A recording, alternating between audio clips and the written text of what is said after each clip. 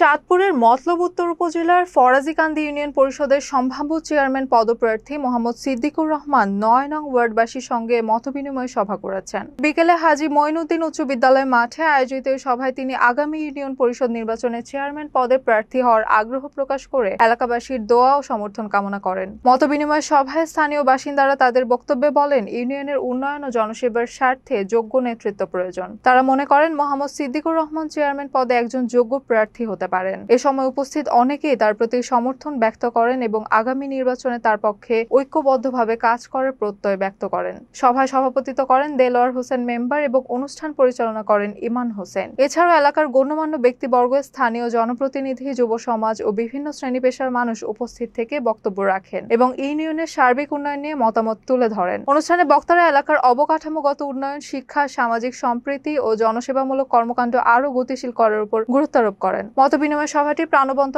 আলোচনা ও স্থানীয় জনগণের ব্যাপক অংশগ্রহণের মধ্য দিয়ে সম্পন্ন হয়।